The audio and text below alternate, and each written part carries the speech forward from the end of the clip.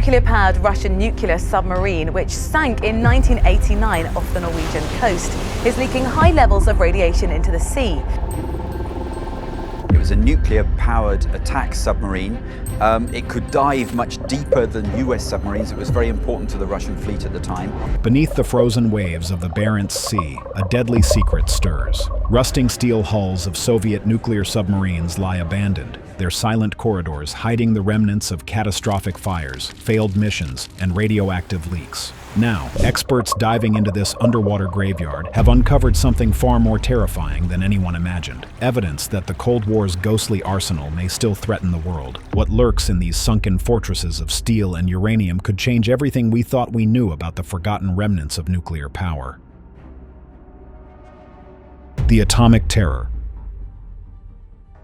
In the icy darkness of the Norwegian Sea, something still leaks death. In 1929, Norwegian scientists detected radiation levels 800,000 times higher than usual at the wreck of a Soviet submarine lying deep beneath the waves. That submarine, K-278 Komsomolets, sank in 1989 after a catastrophic fire tore through its compartments, killing 42 crew members. It rests now at a depth of 1,680 meters, its corroded hull still bleeding radioactive cesium into the cold Arctic water. When a Norwegian remotely operated vehicle filmed the wreck for the first time, the images were haunting. A shattered giant of titanium and steel, once armed with nuclear torpedoes and granite cruise missiles, now collapsing in silence. The discovery came just a week after another Russian naval disaster, a fire aboard a nuclear-powered submersible that killed 14 officers. A scary reminder of how perilous the ocean's nuclear past remains. During the original 1989 disaster, the Komsomolets pressurized water reactor automatically shut down, but the fire spread uncontrollably. 27 men survived and were later rescued, while others died from toxic fumes or freezing Arctic waters.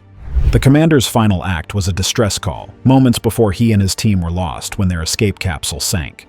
Recent readings near the reactor showed radiation levels of 800 becquerels per liter, compared to a normal level of just 0.001. Some samples remained normal, but the danger is undeniable. Led by Hilda Elise Heldal of Norway's Institute of Marine Research, a joint Norwegian-Russian expedition confirmed that the same section had leaked before, and likely still does today. For decades, both nations have watched this wreck, isolated in one of the Arctic's most hostile and unforgiving regions. And as it continues to decay on the seafloor, one question remains: what led to the creation of this sea monster? The race to the edge of extinction. For 40 tense years, humanity stood on the brink of annihilation. The Cold War, a relentless struggle for dominance between the United States and the Soviet Union, turned fear itself into a weapon. In the aftermath of World War II, America alone possessed the power of the atom. Its leaders believed this nuclear monopoly would keep the Soviets in check. It didn't. Only months after victory, the U.S. resumed testing with Operation Crossroads at Bikini Atoll. 95 captured German and Japanese ships were anchored in the blast zone to measure the bomb's power. One device exploded in the air, the other underwater, both devastating reminders of what nuclear war could bring. Meanwhile, hidden behind strict secrecy, the Soviet Union launched its own atomic program. During the war, a shortage of uranium had slowed their progress, but new deposits in Eastern Europe changed that. American experts believed the Soviets were years away. Then, on August 29, 1949, the world was stunned when the USSR detonated its first atomic bomb. First Lightning, an almost exact copy of America's Fat Man. The nuclear race had begun. Bombers soon gave way to missiles. When the Soviet Union launched Sputnik 1, it proved they could strike anywhere on Earth. Months later, America responded with Explorer 1. By the mid-1960s, the nuclear triad, bombers, ICBMs, and submarine-launched missiles, guaranteed total, inescapable destruction. Tests like Operation Frigatebird in 1962 confirmed that submarines could deliver nuclear strikes from beneath the ocean. Critics doubted their reliability, but the doctrine of mutual assured destruction was already set. Any attack meant the attacker's own annihilation. Fear had become the new peace. Beneath the world's oceans, both superpowers deployed colossal fleets of nuclear submarines, vessels longer than football fields, powered by twin reactors that generated immense energy. Each carried enough warheads to erase nations. Yet life on board was perilous. A single reactor failure meant death. In these steel giants, stealth and endurance were the greatest weapons in an invisible underwater chess game. By the 1980s, both sides had prepared for a war that could end humanity, and paradoxically, that very fear kept it from happening. When Mikhail Gorbachev came to power in the mid-1980s, he introduced perestroika and glasnost, meaning restructuring and openness, seeking reform and easing tensions. Despite clashes with President Reagan over missile defense, both leaders signed the INF Treaty in 1987, eliminating an entire class of nuclear weapons. But within a few years, the Soviet Empire began to unravel. One by one, its republics declared independence. On December 25, 1991, Gorbachev resigned, and the Soviet Union ceased to exist. So, what happened to its nuclear submarines? The Ghost Fleet of the North. In the far reaches of Russia's Arctic frontier, the Kola Peninsula, a frozen arm of land stretching into the Barents Sea, is home to the world's largest concentration of nuclear material. In it, the icy outpost that once pulsed with the tension of the Cold War, Murmansk, the world's northernmost city, perched 2 degrees above the Arctic Circle, was where the Soviet Union hid its most powerful weapons, its nuclear-armed submarines. Starved of funding after the Berlin Wall fell, the once mighty USSR Navy could no longer maintain its fleets or pay its crews, and by the end of the 1990s, more than 100 nuclear submarines were decommissioned. The fjords that once powered Soviet dominance have become graveyards of steel. Their icy waters are filled with corroded hulls and shattered vessels, relics of a vanished empire. Yet these wrecks are far from harmless. Hidden within them are the reactors of Cold War submarines, each once capable of producing 190 megawatts of power, enough to drive a 10,000-ton vessel through the depths at 50 miles an hour. Now torn from their hulls, these cores still emit dangerous radiation, posing a grave threat to the fragile Arctic ecosystem and global security. At the heart of this frozen nuclear wasteland lies Rance, one of the most isolated and hostile places on Earth. In winter, darkness reigns for months, and the temperature plunges to 40 degrees below zero. The brutal cold slows every effort to contain the danger, yet it's only one of many obstacles confronting a team of elite German engineers, led by Detlev Maitan. Their task is monumental: to dismantle and decommission more than 200 nuclear submarines and icebreakers. A multi-million-dollar effort performed not by automation, but by human hands. So what does it take to dismantle a submarine built for war? Breaking down a nuclear submarine. Breaking down a nuclear submarine is far more complex than building one, because the enemy now is invisible. Radiation. Inside these steel giants, every inch of metal carries the residue of decades of nuclear activity. Radiation levels inside a retired reactor are exponentially higher than when it was first commissioned.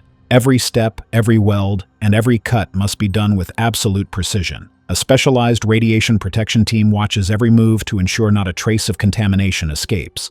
A submarine, at its core, is a massive steel cylinder, miles of pipes, wires, and sealed compartments packed within a pressure-resistant hull.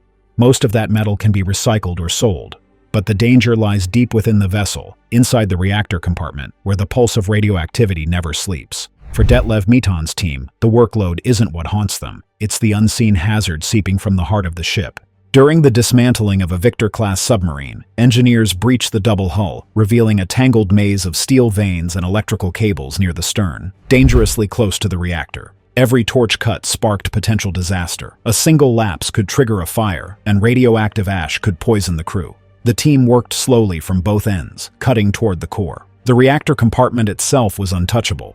Sawing through it would be suicidal. To solve this, engineers devised a bold method. The vessel was dismantled, leaving only 3 sections: the reactor compartment and its 2 adjoining chambers. Sealed at both ends, this trio forms a self-contained capsule, using the submarine's own pressure hull as a shield.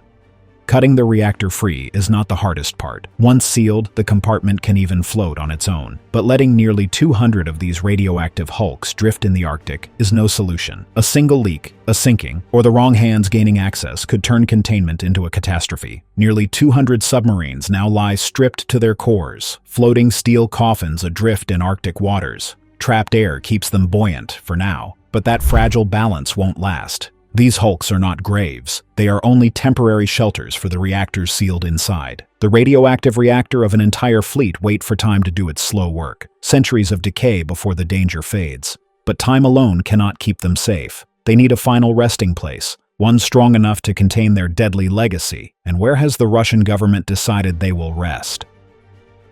Russia's nuclear graveyard? The safety of dismantling a nuclear submarine depends on a single critical factor: space. Every reactor, every fragment of radioactive waste needs a secure resting place. The process is only as safe as the strength, shielding, and security of the facilities built to contain it. Once each submarine is stripped down to its core, the deadliest radiation remains deep at the base of the reactor. Engineers entomb it behind thick concrete and lead barriers.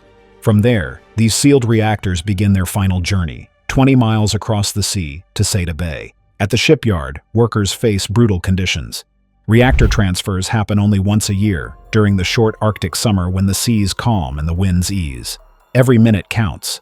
Only a massive floating dry dock can carry such volatile cargo through the narrow fjords of the far north. The voyage is short but perilous, bordered by secret military zones and threatened by sudden storms. One wrong gust, and the Barents Sea could be poisoned forever. Earlier this year, Detlev Maitin and his team completed one of the most dangerous missions of their careers, transporting 7 sealed reactors to Seda Bay. Even the most powerful hydraulics strained under the load. On the dock, steel rails guided the massive sections into position, while crews worked double shifts, racing the tide to finish before nightfall. As the wind picked up and Arctic rain swept the dock, the team pressed on. Heavy buttresses, 3 on each side of every reactor, were welded into place to steady the cargo for the voyage ahead. Movement was allowed only within strict wind limits, and those limits were being pushed to their edge. In the end, Maitin and his Russian counterpart, Lada Gajuchenko, decided to proceed. 7 tugboats were summoned, 2 to pull, 5 to stabilize. As the tide rose, water drained from the dock's chambers, and it lifted free. Crawling at 2 knots, the convoy began its 9-hour passage through the Arctic fjords, hauling 12,000 tons of nuclear cargo toward Seda Bay. Once ashore, the reactors were offloaded, joining 33 others already resting there. But the work didn't end. The next phase began: decontamination. Using methods first developed in East Germany's restricted zones, engineers painstakingly stripped radioactive layers from the metal. Some surfaces were sandblasted clean enough for reuse, others were washed in phosphoric acid, dissolving decades of contamination. It was slow, grueling work. Every bolt and panel was handled with surgical precision. Next came verification. Maitin and his German team had to confirm that each Russian reactor was sealed correctly and that no radiation had escaped beyond safe limits. Their mission went beyond engineering. It was also about security. These reactors had to remain protected from theft, intrusion, or tampering. Every visitor was scanned. Every movement was logged. Maitin wore a dosimeter to track exposure. Alongside his Russian colleague, Vazgen Ambartsumyan, he spent only minutes near the reactors before reaching his daily radiation threshold. Yet checking those levels was essential. Over time, Seda Bay has become both laboratory and graveyard, a place where Soviet steel is dissected, purified, and laid to rest. Yet among these silent reactors lies one that once powered a submarine whose disaster dealt the Russian Navy a devastating blow. The Kursk tragedy. It was the summer of 2000. After a decade of chaos and decline, Russia was once again flexing its power. The Northern Fleet prepared for Summer X, its first major naval exercise since the fall of the Soviet Union, a bold display of renewed strength. More than 50 ships and submarines, 40 support vessels, and nearly 80 aircraft gathered in the Barents Sea for the show of force. At the center of it all was the Kursk, the pride of the Northern Fleet. Recently honored for exceptional performance, it was hailed as having the fleet's best crew. Measuring 155 meters, it was one of the largest and most formidable submarines ever built. Its double hull, steel and rubber layered for stealth, made it nearly invisible to sonar. Among Russian sailors, Kursk had a mythical reputation, unsinkable, able to survive even a direct torpedo hit. Despite being a training exercise, Kursk carried a whole load of live weapons, one of the few submarines authorized to do so. Its arsenal included Granite cruise missiles, anti-ship weapons, and advanced Stallion missiles. The submarine embodied the power Moscow wanted the world to see. On the morning of August 12th, Kursk received permission to conduct a torpedo training launch. The crew prepared to fire 2 dummy torpedoes at the battlecruiser Pyotr Veliki. Minutes later, seismic stations across Norway recorded a slight underwater tremor. 2 minutes after that, a second, much stronger explosion shook the region, powerful enough to be detected across northern Europe and even as far as Alaska. Kursk had drifted several hundred meters before crashing to the seabed at a depth of more than 100 meters. The crew aboard nearby submarines heard the blast but assumed it was part of the exercise. On Pyotr Veliky, sensors detected an underwater explosion, yet early warnings went ignored. When Kursk missed its scheduled check-in, fleet commanders dismissed it as a technical issue. Only hours later did they realize something was wrong. Aircraft and ships began searching the Barents Sea, but no trace of Kursk was found. That night, the Northern Fleet declared an emergency and suspended the exercise. Russia's rescue readiness was bleak. The main rescue ship, Mikhail Rudnitsky, was an aging converted lumber carrier with limited equipment that could only operate in calm seas. Most of Russia's advanced rescue submarines had long been retired due to lack of funding. The next morning, unease spread through Vidyayevo Naval Base, Kursk's home port. Families sensed disaster. Rumors swirled through the base as officials tried to calm the growing fear, insisting that everything was under control. But even before Moscow had been informed, Washington already knew. U.S. officials were briefed that Kursk had sunk. Soon after, Britain, France, Germany, Israel, Italy, and Norway offered help. The United States proposed using its deep-sea rescue vehicles, but Russia refused all offers. Defense Minister Igor Sergeyev assured foreign governments that the rescue was well underway. Meanwhile, the Russian Navy publicly insisted that contact with Kursk would be restored soon. When sonar detected 2 large objects on the seabed, Mikhail Rudnitsky moved to the site. Its crew mistook their own anchor echo for an SOS signal. A rescue submersible finally descended and located the wreck, but a collision damaged it, forcing an abort. The backup vehicle failed to locate the submarine at all, working from the wrong coordinates. Later, a salvage tug sent back the first clear underwater images. Kursk lay tilted on the seabed, its bow torn open and embedded deep in clay. The raised periscope suggested the explosion occurred near the surface. Attempts to attach a rescue vehicle to the aft escape hatch failed repeatedly. Equipment broke down, batteries drained, and harsh weather halted operations. Despite this, Russian officials issued a statement calling the incident minor technical difficulties, claiming that contact had been made and that everyone on board is alive. Western media repeated the optimistic reports. Inside the Navy, explanations multiplied. Some blamed a collision with another submarine, others a World War II mine. A special Kremlin commission was formed, but half its members were tied to the Navy, casting doubt on its independence. Rough seas continued for days. Rescue crews fought wind, waves, and failing machinery. A newer submersible arrived but couldn't be launched. Parts were cannibalized from damaged vehicles just to keep the mission going. Every attempt to connect to Kursk failed. By midweek, Admiral Popov reported that there had been no explosion and suggested that an external influence had caused the flooding, contradicting seismic data worldwide. Officials then told the press that tapping had been heard inside the hull, signaling survivors. Later analysis proved it impossible to hear anything through Kursk's thick double hull. Many believed the story was fabricated to calm public outrage. Later, video evidence showed Norwegian divers gently tapping on Kursk's aft escape hatch, one final attempt to reach any remaining life below. Nearby, fragments of the submarine's hull were found scattered on the seabed, including a massive 5-ton section of the bow that an explosion had torn through the forward torpedo compartment, sealing the fate of everyone aboard. As the days passed, public anger grew. Both private media and state-owned newspapers condemned the Navy's refusal to accept international help. 5 days after the disaster, President Vladimir Putin finally agreed to accept assistance from the United Kingdom and Norway. On August 18th, 6 teams of divers from both nations arrived in the Barents Sea. They joined the Russian 328th Expeditionary Rescue Squad, part of the Navy's Office of Search and Rescue. The following evening, the Norwegian ship Normand Pioneer reached the site, carrying the British rescue submarine LR-5. A whole week had passed since Kursk went down. On Sunday, August 20th, Norwegian teams lowered a remotely operated vehicle into the dark water. What they found confirmed the worst fears. The first 18 meters of the submarine were a tangled mass of twisted metal and debris. Russian officials restricted the Norwegians to the stern, allowing them to work only around the escape hatch above the 9th compartment and an air control valve. The Norwegian divers protested. The limits made their work nearly impossible. When they tried to open the valve, it refused to move. Russian experts insisted it must turn anti-clockwise. Any other way, they said, would break it. After repeated failures, the divers ignored the advice and turned it clockwise. It worked. Using the ROV's mechanical arms, they tried to open the hatch, but struggled for hours. By early Monday morning, they finally succeeded, only to find the rescue trunk flooded. When they lowered a small camera into the compartment below, they saw bodies. The Norwegians cut a hole in the hull of the 8th compartment using a high-pressure cutting tool. Russian divers then entered the wreck, opening a bulkhead to reach compartment 9. Inside, thick dust and ash filled the air, making visibility almost zero. As they searched through the wreckage, Warrant Officer Sergei Shmygin found the body of Captain Lieutenant Dmitry Kolesnikov.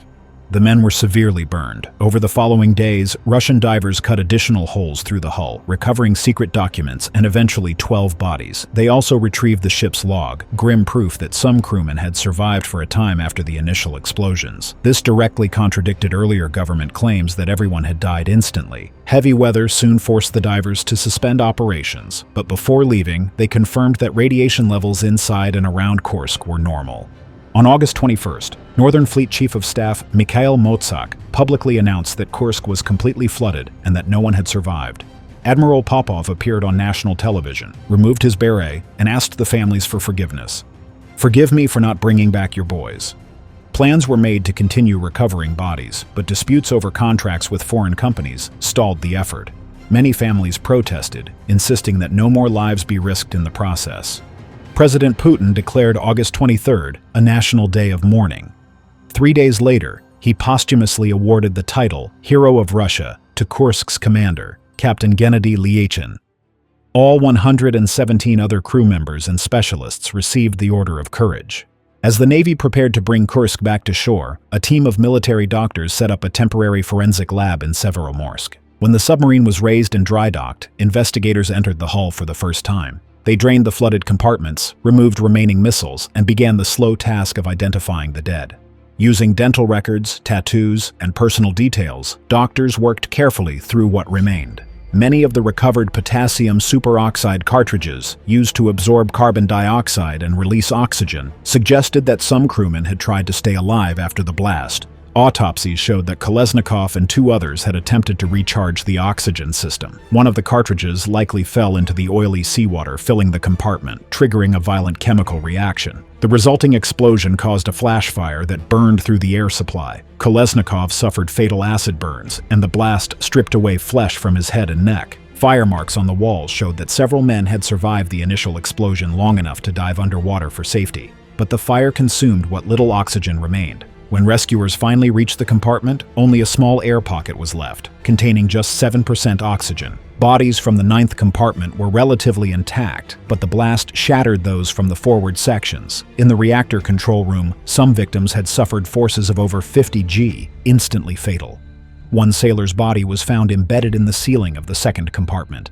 The explosion destroyed 3 men. No remains were ever recovered.